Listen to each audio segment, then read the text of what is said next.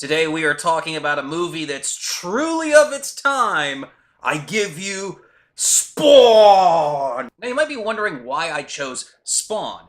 And it's honestly because we have Avengers Endgame coming out, I recently saw Shazam, and it got me thinking about sort of the pre-MCU, pre-DCEU comic book movies. And I wanted to go back to the 90s and pick something from that, and I had a lot of options.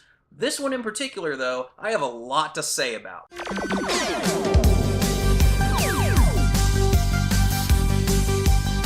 So Spawn was a huge deal before it was made into a major motion picture.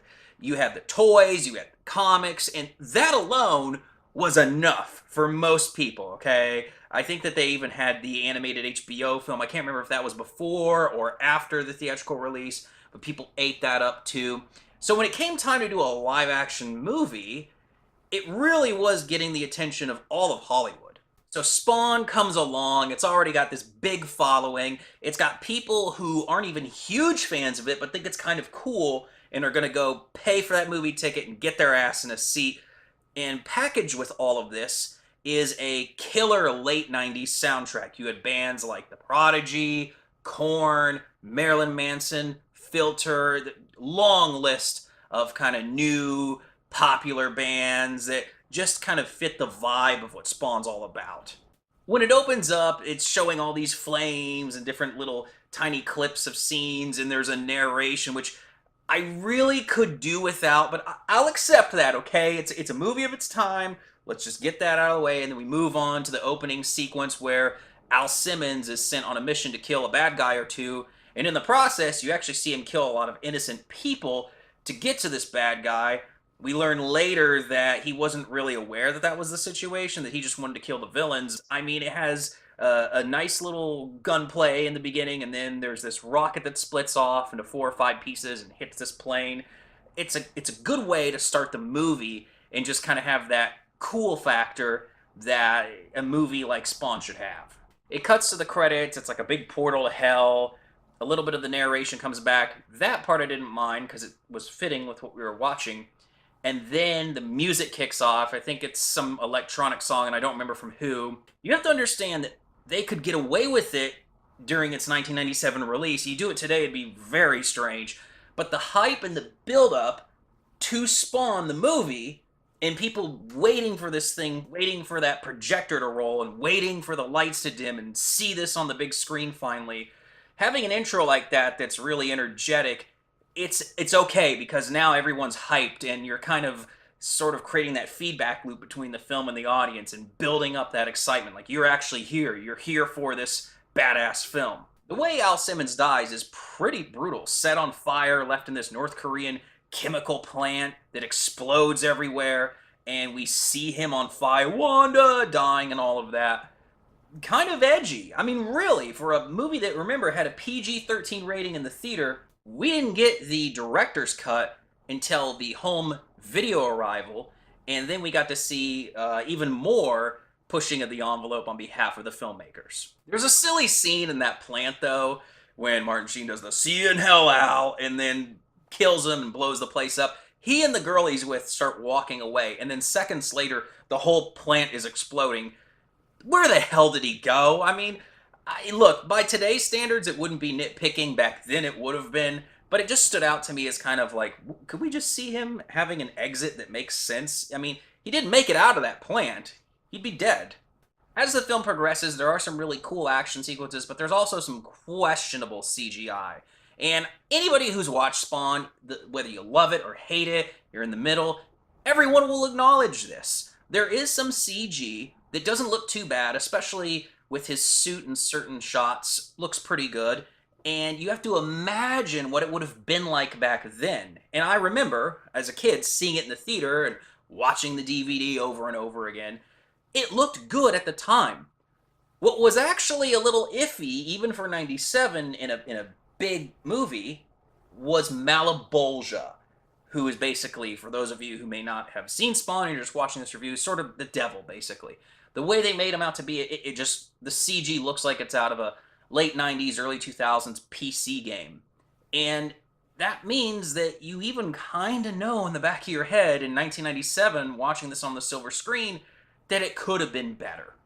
And the scenes in hell really suffer the most. There were a couple times that I thought when the narrator would come in, it was unnecessary, and it's not throughout the entire picture.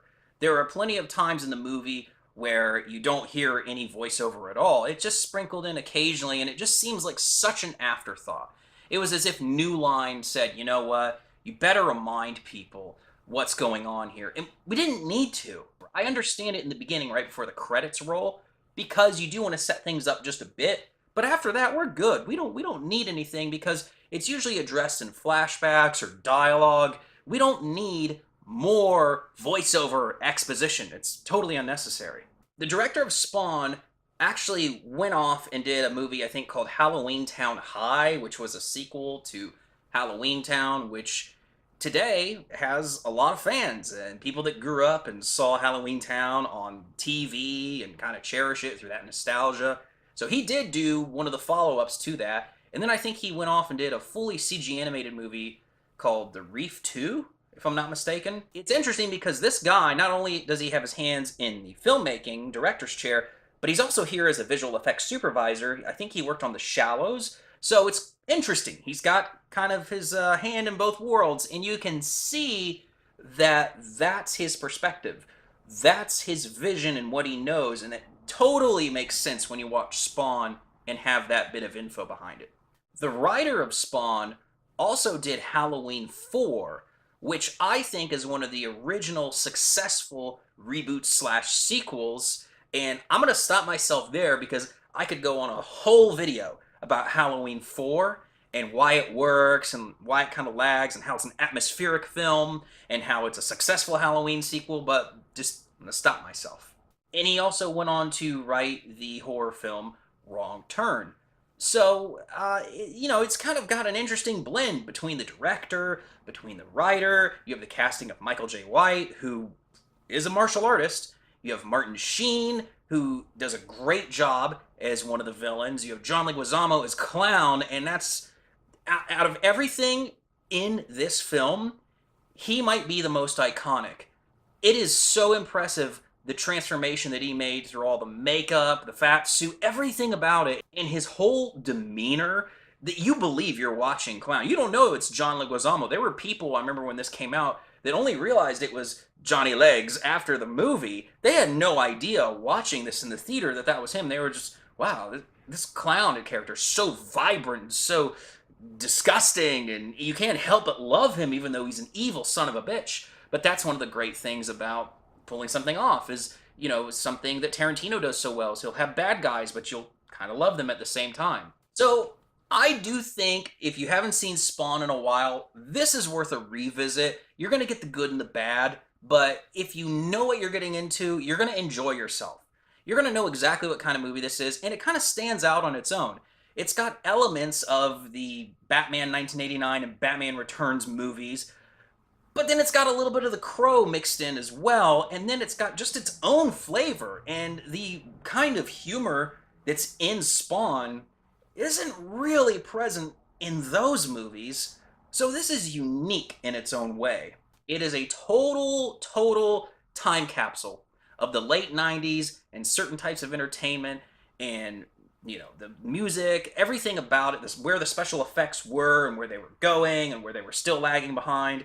It just kind of bottles it up into a fun experience. If you've never seen Spawn and you want to know what sort of like a pre-2000s comic book picture is like, this is a good one to look at. That does not mean that this is the best of all the superhero 90s films, and I'm not making that claim at all. I'm just saying that if you want a really late 90s movie to begin with, and you want to see a glimpse of the superhero scene in cinema prior, this is almost like a good historical experience in some funny way.